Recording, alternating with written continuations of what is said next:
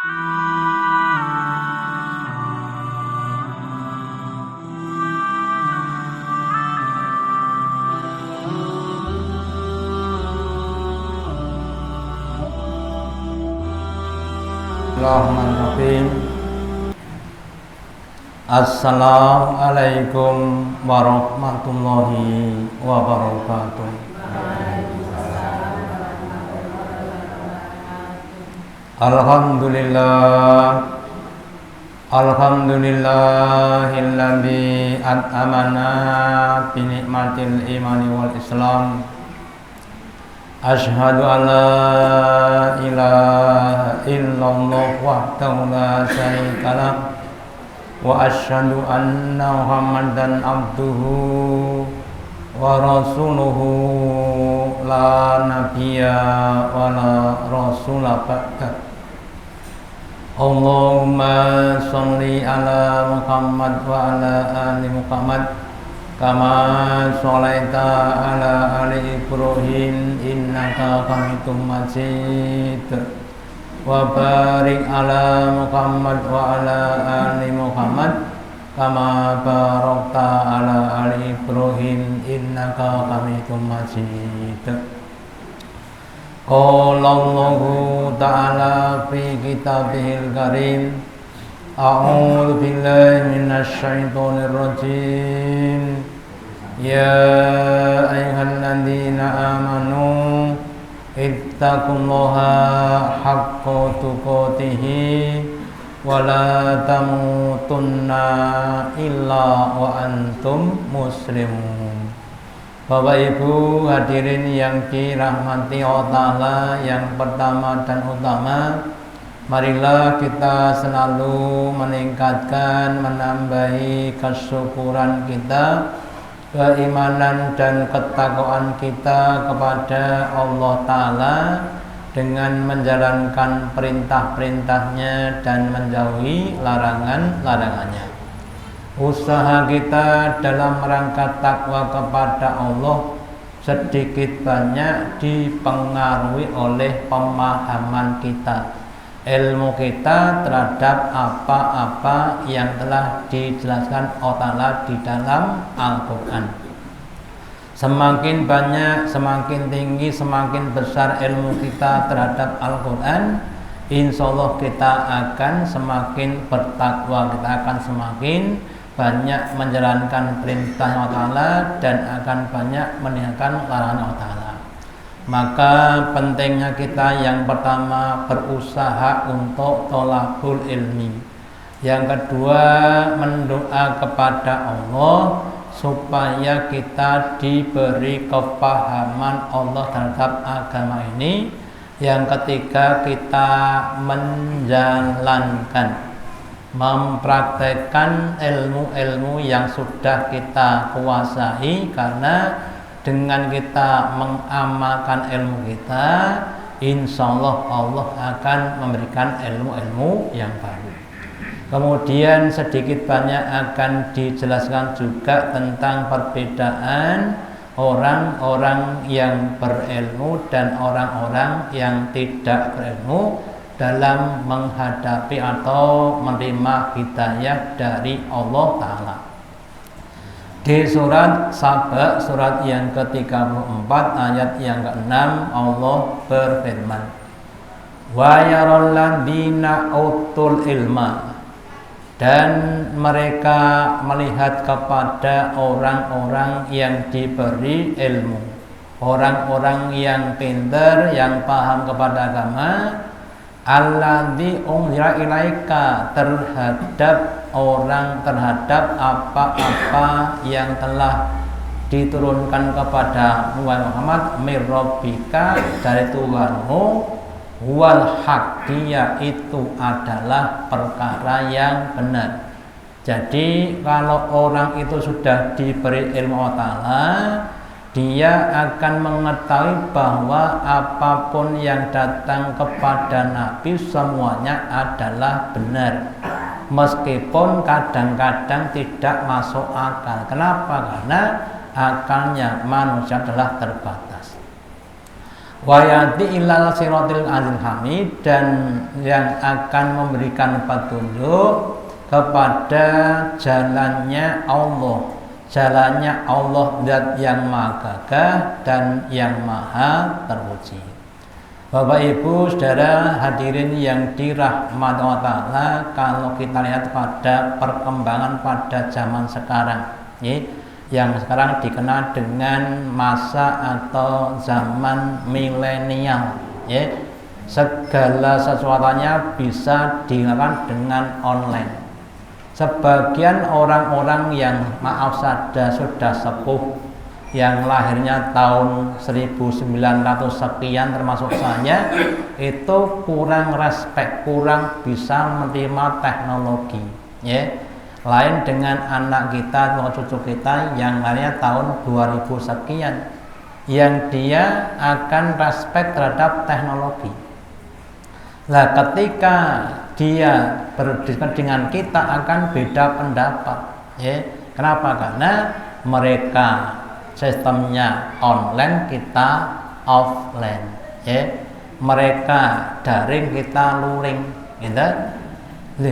Katanya kakakmu mau datang, iya, lo kok tahu? Kan ada WhatsApp-nya. WhatsApp itu apa? Mungkin bapak ibunya nggak tahu, ibunya apa, anaknya sudah tahu.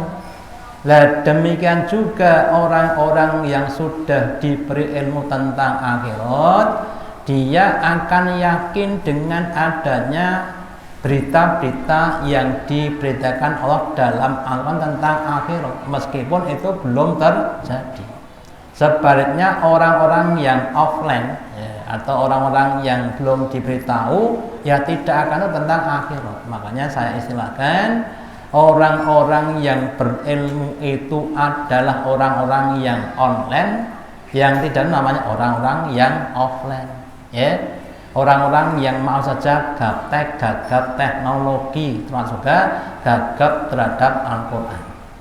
Contoh lain lagi, sama-sama diberi petunjuk, ternyata tingkatannya juga berbeda-beda. Contohnya antara Abu Bakar dan sahabat yang lainnya.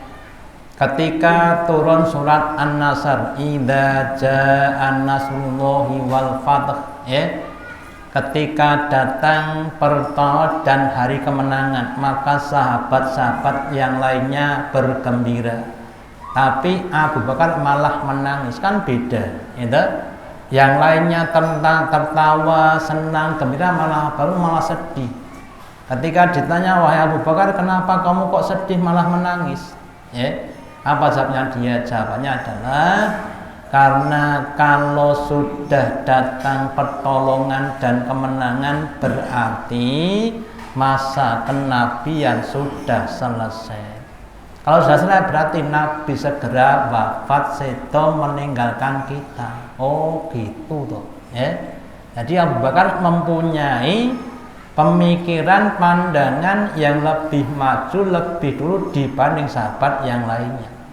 Lah demikian juga nanti kita juga begitu, sama-sama ngajinya itu kadang-kadang pemikirannya atau penerimaan juga berbeda-beda. Makanya kalau bisa kita berusaha untuk minta kefahaman, minta kefahaman. Contohnya lagi nanti kalau kita pas dibacakan ayat-ayat tentang kiamat, tentang neraka, maka kita harus berta'awud. Kenapa? Karena dasarnya neraka dan kiamat. Sebaliknya kalau kita membaca, mendengar tentang ayat tentang rahmat, tentang surga, kita minta kepada Allah. Makanya kemudian kita semuanya berusaha untuk semakin mengetahui. Kemudian yang kedua, bahwa apapun yang datang kepada Nabi itu adalah barang yang hak, barang yang benar.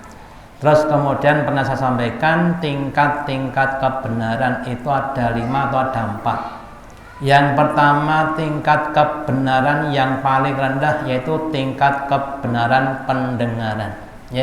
Sekarang kita tahu bahwa Pak Presiden Soeharto setelah wafat telah sedo, tapi kadang-kadang ada orang yang meniru suaranya Pak Soeharto. Loh, ini kok suaranya Pak Harto tuh? Tapi bukan suaranya Pak Harto, berarti telinga kita tertipu. Ya, atau beberapa kali ya, suaranya orang tertentu meniru suaranya Pak Presiden Jokowi juga begitu. Jadi karena pendengaran kita itu mempunyai tingkat kebenaran yang paling rendah. Yang kedua, tingkat kebenaran penglihatan. Kalau kita lihat gunung, warnanya apa Bapak Ibu? Gunung itu warnanya apa? Biru kokaduan. Yang kesana bukan biru. Warnanya air laut apa? Biru. Yang datang ke sana tidak biru. Jadi mata kita tertipu. Ya, itu yang kedua. Yang ketiga, tingkat kebenaran otak atau pemikiran. Kita tahu hujan turun dari atas ke bawah. Kita terangkan, oh karena hujan terjadi karena adanya uap air, ya, kena sinar matahari dan sebagainya. Kita terangkan dengan sistematis. Gitu. Terus sekarang pertanyaannya, loh, berarti kan seharusnya kalau pas kemarau banyak sinar matahari, banyak penguapan, harusnya kan banyak hujan.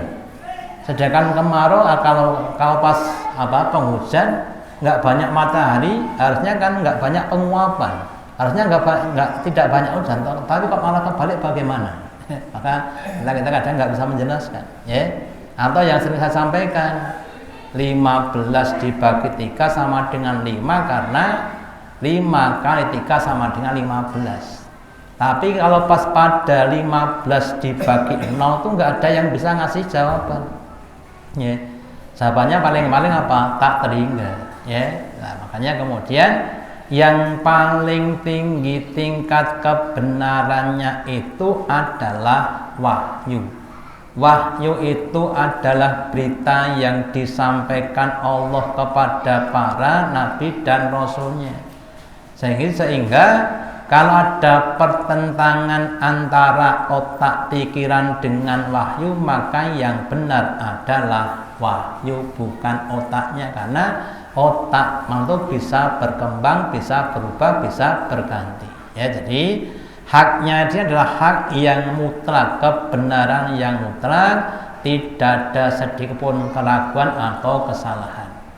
Terus yahdi ilal siratil azil hamid, kemudian itu bisa menunjuki seseorang atau seluruh manusia kepada jalannya Allah, zat yang aziz, zat yang maha gagah. Gagah itu apa maksudnya? Gagah itu adalah al-ghalibu ala a'daihi, zat yang mampu mengalahkan kepada lawan-lawannya, ya, kepada siapapun yang nentang kepada Allah. Contohnya Raja Fir'aun, contohnya Raja Namrud, contohnya Raja Abruhat. Dengan pasukannya gajah yang banyak, yang kokoh, itu hanya dikalahkan dengan burung ababil. Artinya nanti supaya kita tidak dikalahkan Allah, tidak dihantam Allah, maka ada tip-tipnya. Caranya adalah menjalani perintah-perintahnya, jangan menjalankan larangan-larangannya. Alhamid, Allah juga zat yang maha terpuji. Maksudnya dengan kita menjalankan perintah dan menghindari larangannya, maka kita akan mendapatkan satu predikat kedudukan yang terpuji. Contohnya begini, ya. Perintahnya Allah kepada kita untuk berbuat baik kepada orang tua, wabil walidaini ihsanan. Pertanyaannya, kalau ada anak yang berbakti kepada bapak ibunya, itu termasuk anak yang tercela atau terpuji? Terpuji. Kenapa? Karena menjalankan Al-Quran. Ada orang yang jualan, si A dan si B, ya, si A jualan dengan jujur, si B jualan dengan curang. Siapa yang tercela? Siapa yang terpuja? Ya, si A akan terpuja, si B akan tercela. Kenapa? Karena A tadi menjalankan perintahnya Allah, sedangkan B tidak menjalankan perintah Allah. Jadi kalau kita itu nanti menjalankan apa-apa yang ada di dalam Al-Quran, insya Allah kita akan menjadi orang-orang yang mulia, tidak tercela. Sebaliknya, kalau kita tidak mau dan tidak mampu menjalankan Al-Quran, maka kita akan menjadi orang-orang yang tercela.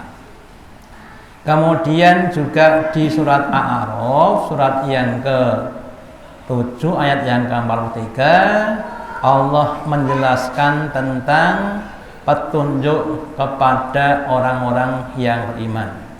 Kisahnya ketika sudah sampai di surga. Wa naza'na ma fi sudurihim min ghillin. Besok Bapak Ibu insyaallah kita orang-orang beriman ketika masuk ke dalam surga, yang ketika di dunia masih ada rasa hasad dengki kepada saudaranya, ketika mau masuk ke hasadnya dicabut Allah Ta'ala, dibersihkan Allah Ta'ala.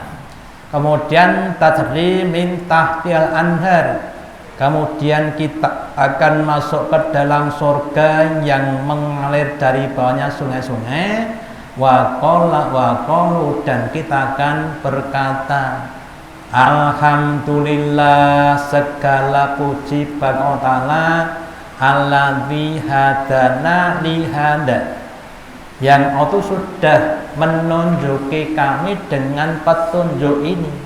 Jadi Bapak Ibu, dengan kita menggunakan Quran sebagai petunjuk hidup kita, besok kita akan masuk ke dalam surga. Contohnya begini ya, seandainya ya, ini ada teman ya, ada teman, seorang teman saya itu lulusan SMA Pak. Kemudian dia kerja di daerah Kendal, ketemu dengan seorang insinyur mesin dari Belanda. Terus dia diajari seperti disiksa, ditekan, kalau salah dimaki-maki dan sebagainya. Setelah dia sabar belajar, suatu saat dia bisa tentang ilmu mesin tadi. Terus gurunya berkata, sekarang kamu sudah tahu apa yang aku lakukan. Mungkin kemarin kan kamu marah dengan saya, suka memaki-maki, tapi sekarang kamu sudah punya ilmu tentang mesin, ya. Dan kemudian dengan ilmu tadi dia bisa melanglang buana sampai ke Inggris, sampai ke Amerika Latin, hanya untuk apa? Membenahi mesin tadi. Ya, dengan juga Bapak Ibu, Allah Ta'ala memberikan kepada kita ilmunya, ilmu rekoso nang dunyo, ilmu beramal kebaikan. Ya, kita disuruh untuk sholat, puasa, ya, zakat, sedekah dan sebagainya, suruh tawadhu, nggak boleh sombong dan sebagainya. Itu kalau dirasake ten donya nggih rekoso. Wong poso kalih ra poso kira-kira penak pundi? Wong poso kalih ra poso penak pundi? Oh, penak ra poso Pak. Lah nggih penak ra poso. Ndak posone kan rekoso, ya. Demikian juga kita sholat dan tidak sholat, zakat dan tidak penak tidak zakat. Tapi penaknya cuma sedilo kita rekoso di dunia, menjalankan perintah Allah, nanti akan diberi kenikmatan di surga. Jadi singkat cerita, Quran itu yang akan dapat menunjuki kepada kita jalan-jalan yang dapat menuju kepada surga. Wa ma kunna linahtadiya laula an hadanallah. Dan sungguh kami tidak akan mendapatkan petunjuk kalau tidak ditunjuki Allah. Contohnya gini, ya. Ada dua orang kaya, A dan B, sama-sama kaya. Kemudian datang seseorang, kenapa? Uangmu kan banyak, iya. Itu sebaiknya kamu investasikan supaya tambah banyak. Nanti kamu tambah kaya, tambah enak hidup kamu, ya. Itu kepada si A. Kemudian pada si B, ada orang datang, B, kamu kan orang kaya, maka kamu wajib mengeluarkan sebagian hartamu untuk zakat, infak dan sedekah supaya hartamu berkah dunia akhirat, ya. Seandainya itu sama-sama baiknya, maka saran kepada A itu baiknya cuma di dunia. Hartanya semakin banyak, dia semakin kaya, dia semakin enak hidupnya di dunia. Ya. Sedangkan si B disarankan tadi dengan adanya zakat, infak, sedekah, maka rezekinya akan semakin tambah dan berkah dan dia punya simpanan di akhirat. Ya, maka orang-orang yang seperti si B itu adalah orang-orang yang dikehendaki menjadi orang baik. Nah, makanya Bapak Ibu, kita harus banyak-banyak bersyukur karena kita diberi hidayah Allah. Terbukti kita mau Islam, terbukti kita mau sholat, terbukti kita mau puasa, mau ngaji dan sebagainya. Sementara ada juga orang-orang yang maaf saja mungkin sebagai keluarganya Nabi, bahkan keluarganya Kiai itu tidak mendapatkan petunjuk. Ya, maka sekali lagi yang dapat menunjuki kepada kita cuma Allah Ta'ala. Makanya pentingnya kita sekali lagi minta petunjuk kepada Allah, termasuk pada hal-hal yang kita belum bisa. Contohnya begini, sabar niku gampang apa angel? Sabar niku gampang apa angel? Nek pas nesu niku lak jenenge ora sabar. Pas randidit niku sabar mboten. Maka bagi siapapun termasuk saya dan panjenengan yang belum sabar, minta sabar kepada Allah. Allahumma afrik alaina sabru. Ya Allah, tuangkanlah kepada kesabaran ben sabar. Ikhlas niku gampang napa angel? Ikhlas niku gampang napa angel? Ya angel, ya. Maka minta diberi keikhlasan.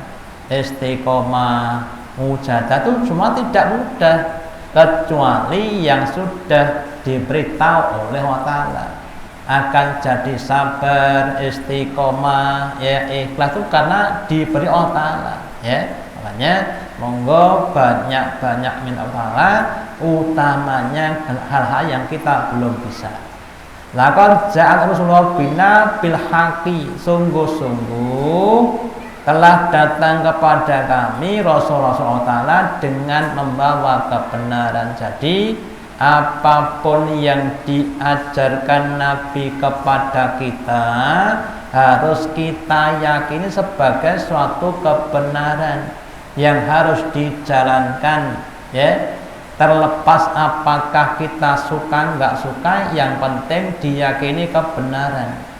Seorang pasien secara umum kalau periksa dokter terus diberi obat, secara umum obat itu rasanya pahit. Kalau nurutin nafsu ya ora gelem wong pahit kok kon mangan.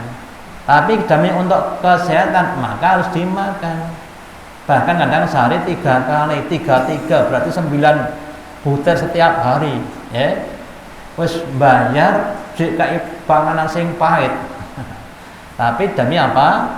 Demi kesehatan kita. Dan demikian juga Nabi dan Rasul itu mendakwai kita, memberikan berbagai macam perintah-perintah dan larangan yang kadang tidak cocok dengan hawa nafsu kita, nggak cocok dengan mau kita, tapi itu untuk demi keselamatan kita besok di akhirat. Makanya mari kita semuanya harus bersyukur, beriman, bertakwa, taat kepada Allah dan Rasulnya.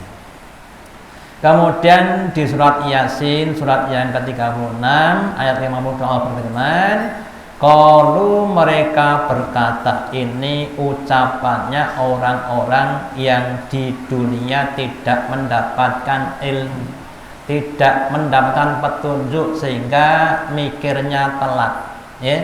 Dia sadarnya ketika sudah dibangunkan dari tempat tidurnya itu di kuburan. Kalau mereka berkata, ya wailana, wahai celakanya kami, mambana mimmarqadina hada, siapa yang membangun dari tidur kami ini? Kami enak-enak tidur di kuburan kok ditangek iki sing nangek sapa? Ya. Hada ma'watan Rahman, inilah hari yang sudah dijanjikan oleh zat yang Maha. Ini dulu sudah diberikan ketika di dunia, besok akan ada kiamat, sudah diviralkan. Ya, sekarang sudah diviralkan sampai ke seluruh penjuru dunia. Nggak ada orang yang tidak tahu. Loh kok saya nggak tahu? Karena kamu nggak mau ngaji, ya. Bukan tidak, tapi tidak mau tahu. Kemudian wasodaqal dan benarlah para utusan, para rasul, para ustadz, para kiai yang dulu ketika di dunia menjelaskan tentang adanya hari kiamat dan sebagainya. Makanya Bapak Ibu, supaya besok kita tidak termasuk orang-orang yang kecewa, orang-orang yang gelo, mari kita semakin meyakini apapun yang datang dan Rasulnya, terus kemudian diamalkan.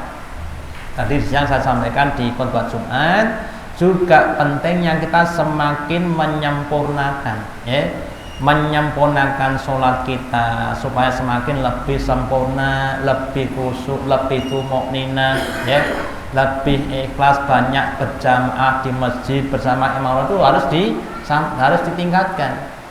Usaha kita dalam rangka untuk berinfak, ya, diambil dari hal yang benar, kemudian yang halal, diberikan dengan cara terhormat, jangan menyia-nyiakan kepada yang diberi, ya.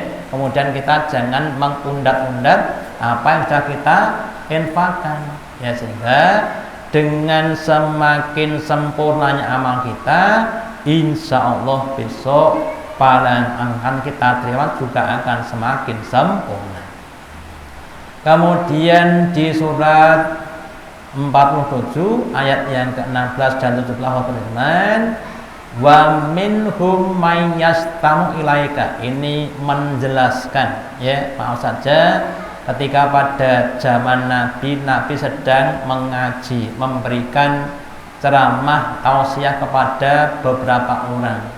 Yang hadir itu ada orang-orang yang betul-betul beriman, ada juga orang-orang yang hatinya masih ragu atau orang-orang munafik, ya.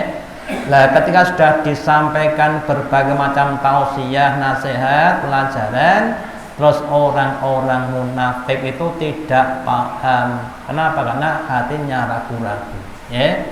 Nah, kalau katakan wa minhum may yasau ilaika, dan sebagian mereka itu ada orang yang mendengarkan kamu Rasulullah hatta idza kharaju min indika, sehingga ketika dia keluar dari sisimu, qalu, mereka berkata, mereka bertanya lilladzina utul ilma, bertanya kepada orang yang tahu. Mada Qur'anifan, mau ceramah isinya apa? Ya, disama-sama ngrungokke itu kemudian tanya, intinya apa isinya? Ya, kenapa? Mereka tidak tahu. Kenapa? Karena hatinya ragu. Ya, seperti anak-anak kita, ya. Pas Jumatan rame, kemudian mau minta tantangan, Pak, isinya nopo? Lalu mau ngomongnya ora. Anak-anak kita. Lah kita jangan sampai begitu. Yang kedua Bapak Ibu, nyuwun pangapunten, kalau kita tidak paham terhadap apa yang disampaikan, maaf saja sedikit banyak itu sebagai koreksi pada kita, pentingnya kita untuk serius di dalam mengaji. Yang kedua pentingnya ikhlas dan lain sebagainya. Terus kemudian alladzina taqaw ala qulubihim wattaba'u ahwahum, orang-orang yang tidak paham tadi adalah orang-orang yang hatinya ditutup oleh Allah. Karena apa? Karena mereka mengikuti hawa nafsu mereka. Contoh gini Bang, contoh saja. Ada dua orang, A dan B. A dan B itu sama-sama ngaji dengan guru yang sama, duduknya bersebelahan. Gurunya kemudian menerangkan tentang makan pakai tangan kanan, ya. Kemudian si A itu meyakini, oh makan pakai tangan itu adalah sunnah Nabi dan akan membawa kebaikan. Sementara si B itu adalah mangan dadak diatur. Yang penting kelebu mamah hulu beres. Lah orang yang modelnya seperti A itu nanti akan semakin dibukakan ilmu-ilmu yang lainnya. Oh makannya pakai tangan kanan, terus meningkat lagi. Makannya tidak terlalu banyak, kemudian makannya dengan istilahnya apa, habis, jadi dihabiskan tanpa ada yang lain dan sebagainya. Sementara si B karena dia sudah lagu dulu, lah mangan kok dadak tangan kanan, yang penting lebu tutup mangan ulu wis beres, terus kemudian lah golek halal yang golek haram yang dadak halal dan sebagainya. Maka si B akan semakin tersimpangkan gitu. Jadi orang-orang yang dia itu mempertahankan hawa nafsunya maka tidak akan mendapatkan petunjuk. Makanya kita semangat harus mau menundukkan nafsu kita kepada Al-Quran. Dan Nabi bersabda, la yu'minu ahadukum hatta halau taba'a ma jitu bihi.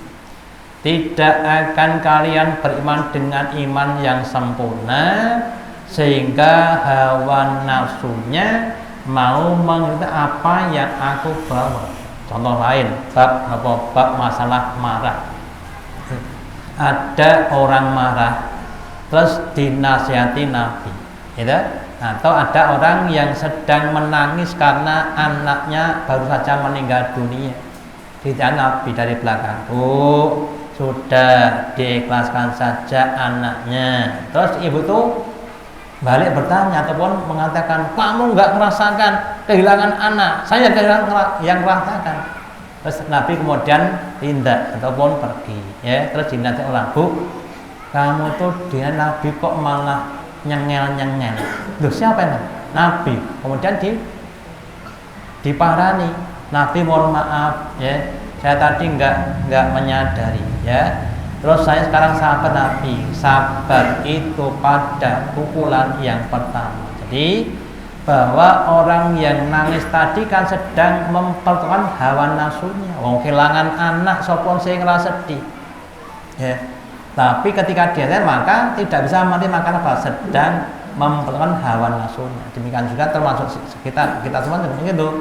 Kalau kita sedang mempertahankan hawa nafsu, kadang-kadang itu tidak bisa akan menerima suatu kebaikan. Makanya kita harus berlatih hawa nafsu harus kita kendalikan.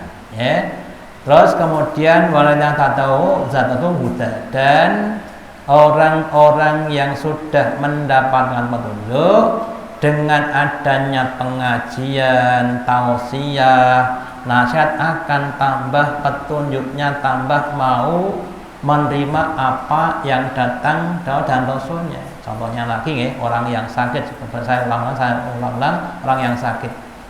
Orang yang sakit itu ketika berdoa pasti pengen sembuh. Tapi kadang-kadang Allah dengan hakimnya tidak memberi kesembuhan. Kenapa? Karena Allah Ta'ala masih menginginkan untuk menuntaskan dosa-dosanya. Kamu belum selesai dosa kamu, tetap tak lanjutkan diberi sakit, tapi kamu tak kasih sabar. Makanya kemudian ketika dia tambah sakitnya, dia sabar. Kenapa? Tahu bahwa sakit itu bagi orang beriman berfungsi sebagai penghapus dosa. Yang mana begitu tidak setiap orang bisa.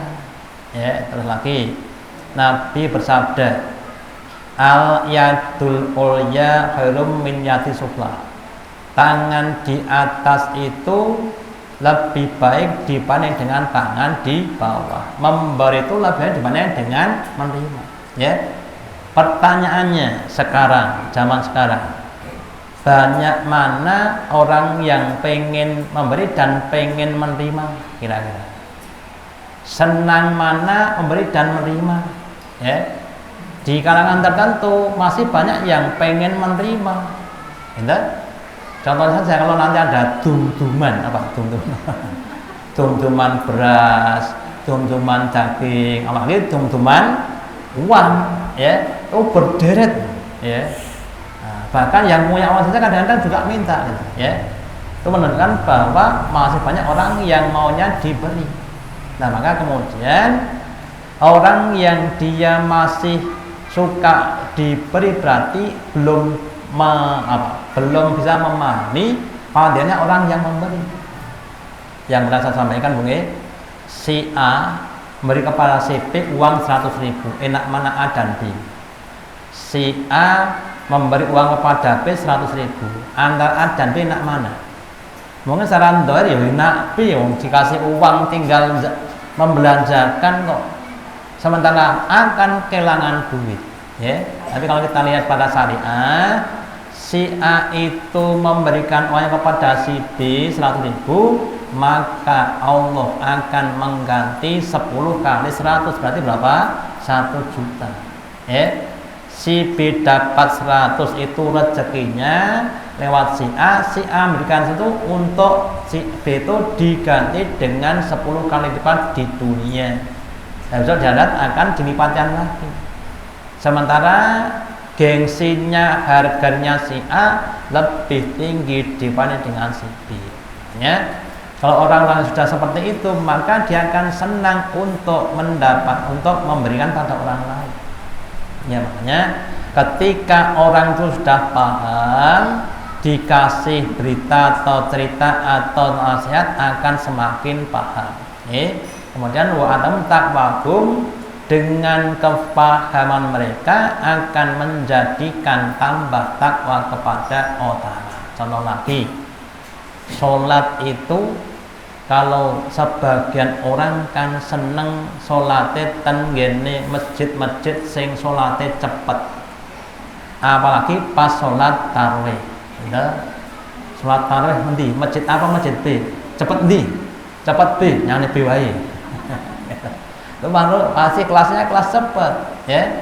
Tapi orang yang sudah paham, wah sholatnya yang masjid B ini marahi rungkrah, lah ngapa urung sida rukuk wis sujud kok. Maka kemudian ada yang pindah ke masjid. Kenapa? Kalau di masjid itu kan santai, ya, enak, ya, suaranya enak, gerakannya enak, ya, dan sebagainya. Nah, maka orang-orang yang ke masjid B dan itu sudah berbeda kelasnya, ya. Yang kelas masjid A itu orang yang sudah sakinah, paham, menikmati. Sementara yang di masjid ada orang-orang yang masih kena namanya tergesa-gesa atau kesusu, ya. Makanya kita semuanya harus berusaha menjadi orang-orang yang semakin tambah ilmunya dan semakin tambah takwanya.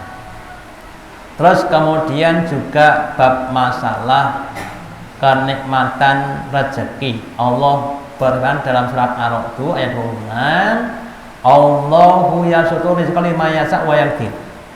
Allah itu zat yang menghamparkan dan menyempitkan rezeki bagi orang yang dikehendaki.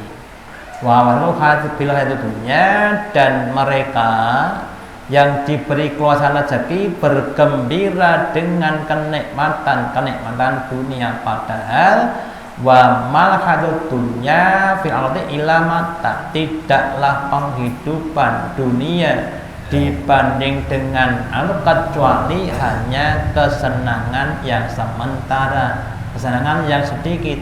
Jadi Bapak Ibu, bagi orang-orang yang beriman, kehidupan akhirat itu lebih dititik beratkan dibanding dengan kehidupan dunia.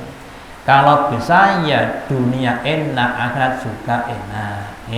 Kalau nggak bisa ya yang penting akhiratnya enak. Kenapa? Karena akhirat adalah kholidina fiha abadan. Ya, yang saya sampaikan dulu, dua orang yang dia punya harta yang banyak, si A dan si B. Si A digunakan untuk belanja nikmat dunia, si B digunakan untuk nikmat akhirat. Ketika keduanya mati, si A nggak punya apa-apa, sementara si B punya apa-apa. Kenapa? Karena infaknya untuk infak akhirat. Kemudian kita harus semuanya ya berusaha untuk jangan sampai kehidupan dunia ini menipu kepada kita. Kehidupan dunia jangan sampai melupakan kita dari nikmat-nikmat besok di akhirat, karena kehidupan hanya sementara. Contohnya lagi Pak sekarang seperti Michael Jackson, pernah dengar Michael Jackson ya? Seorang penyanyi yang kaya raya, ketika mati saja masih mendapatkan royalti. Lu mati untuk dit kira-kira gunane nopo? Dite kata, ning wis mati. Gitu.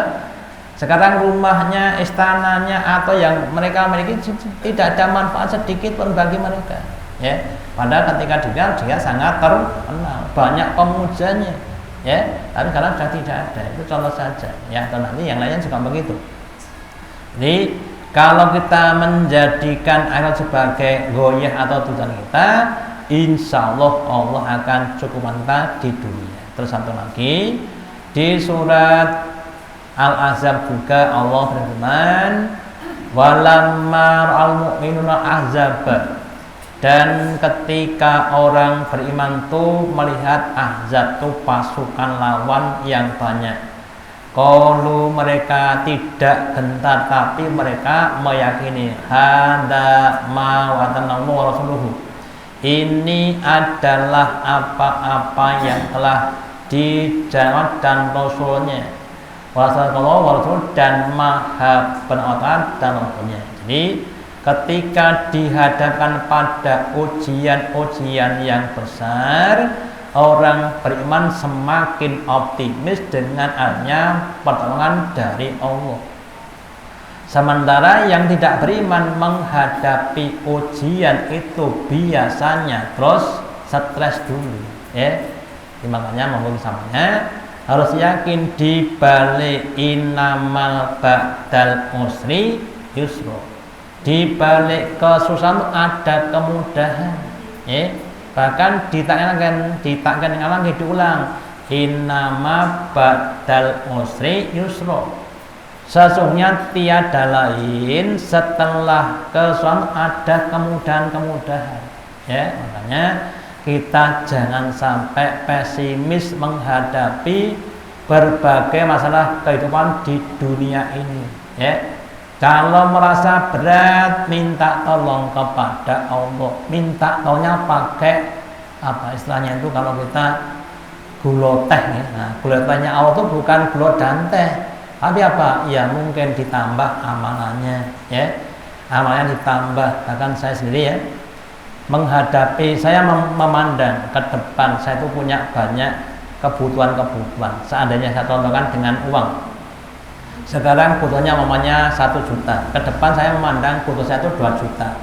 Maka harus saya menambah amalan supaya kebutuhan 2 juta itu terpenuhi oleh Allah Ta'ala gitu. Jadi ke depan kita harus sudah mempersiapkan amalan yang dengan amal itu Allah akan menulis kebutuhan yang lebih banyak.